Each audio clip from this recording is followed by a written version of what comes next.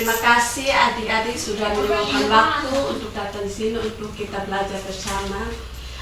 Namun sebelum kita belajar, mari kita menghadap Tuhan dalam doa. Kita berdoa. Bapa yang baik, terima kasih karena Engkau telah menjaga kami dari pagi, siang hingga pada sore hari ini. Ya Bapa, pada sore hari ini kami anak-anak-Mu, kami mau belajar. Kiranya Tuhan berkati kami dari awal belajar kami sehingga berakhir dengan baik. Bapa di surga, yang doa kami hanya di dalam nama Tuhan Yesus kami berdoa. Amin. Baik adik-adik, saya mau kasih tunjuk sesuatu. Ada yang tahu ini benda apa? Salib. Nah adik-adik, pada salib ini pada zaman Alkitab dikenal sesuatu yang sangat mengerikan. Mengapa mengerikan? Karena para prajurit, orang-orang melakukan kejahatan seperti pembunuh atau mencuri, pokoknya atau sesuatu yang jahat, mereka harus dihukum. Para penjahat itu mereka harus dihukum dan disalib. Jadi para penjahat ini harus membawa salib ke tempat penghukuman mereka. Lalu setelah di sana pada saat perjalanan atau mungkin ke tempat penghukuman, banyak orang-orang yang di sekitar mereka. Kalau ini orang yang disalib, mereka tahu kejahatan apa yang mereka lakukan. Tapi adik-adik, kalian tahu kita sebagai anak Tuhan melihat salib ini adalah lambang yang sangat spesial. Kalian tahu ada kisah Tuhan Yesus yang sangat luar biasa. Kalian tahu pada saat peristiwa Tuhan Yesus disalib, ada yang tahu? Tahu ya. Tuhan Yesus disalib pada saat itu ditempatkan di tempat Golgota. Kenapa Tuhan Yesus disalib? Apakah Tuhan Yesus seorang penjahat? Tidak. Apakah Tuhan Yesus melakukan sesuatu yang jahat? Tidak. Yang merugikan orang lain? Tidak. Tapi Tuhan Yesus menunjukkan kasih-Nya kepada orang-orang yang ditemui. Adik-adik, hari ini kita belajar betapa indahnya kasih Tuhan yang di dalam hidup kita. Sekarang kita buka sama-sama dalam kitab Matius 27 ayat 11.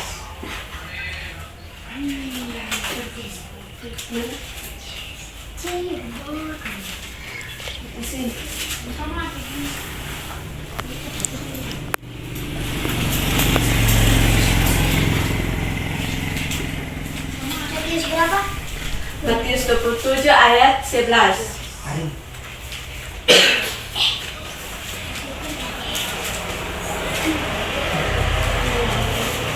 Perhatian apa? Matius berapa? 27 ayat 11. Saya baca. Yesus di hadapan Pilatus. Lalu Tuhan Yesus dihadapkan kepada wali negeri, dan wali negeri bertanya kepadanya, "Engkau raja orang Yahudi?" Jawab mereka, "Engkau sendiri yang mengatakannya." Jadi adik-adik, sebelum Tuhan Yesus mati di kayu salib, Tuhan Yesus saat itu ia ditangkap. Lalu Tuhan Yesus dibawa di hadapan Pilatus. Pilatus adalah orang yang berkuasa di negeri itu, yang saat itu menentukan apakah orang ini bersalah atau tidak. Pada saat itu Tuhan Yesus di hadapan Pilatus. Pilatus mulai bertanya-tanya. Pilatus berkata kepada Tuhan Yesus, "Apakah engkau orang Yahudi?" Lalu Tuhan Yesus menjawab, "Engkau sendiri yang mengatakannya." Di dalam persidangan itu terus bertanya-tanya Tuhan Yesus kepada Pilatus bertanya-tanya kepada Tuhan Yesus, dan pada akhirnya tidak menemukan satu kesalahan pun terhadap Tuhan Yesus. kebiasaan adik-adik pada saat hari raya, Tuhan Yesus harus membebaskan salah satu seorang penjahat.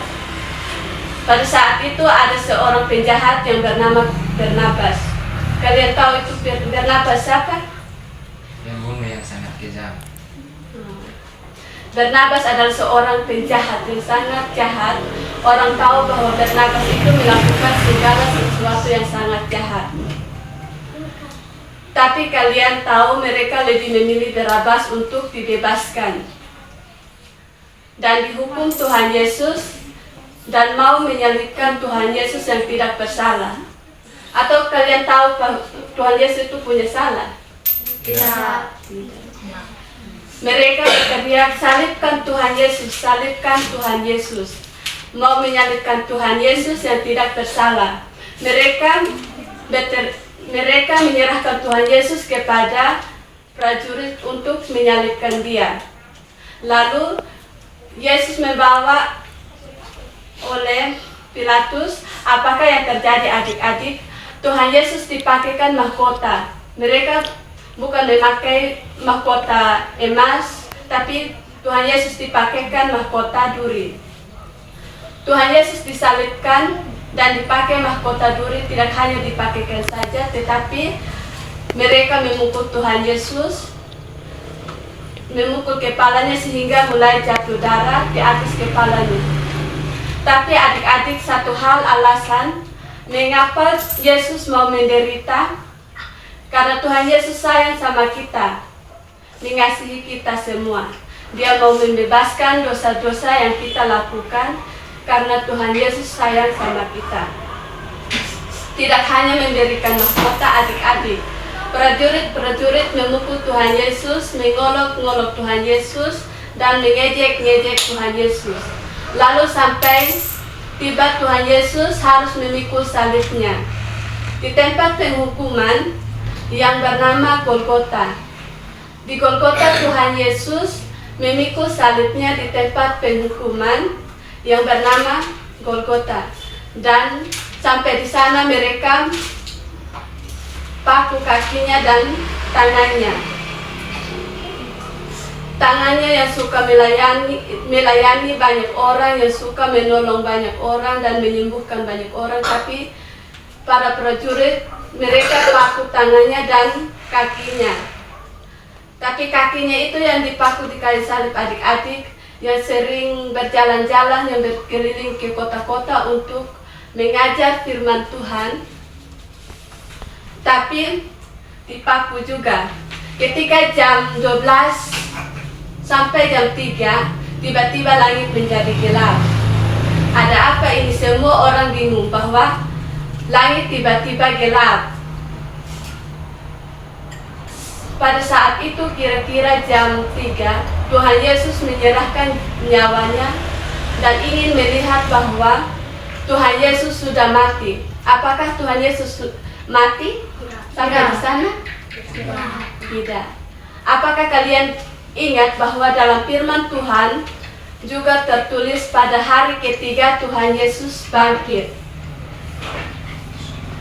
Sekarang kita buka dalam Matius 28 ayat 6a.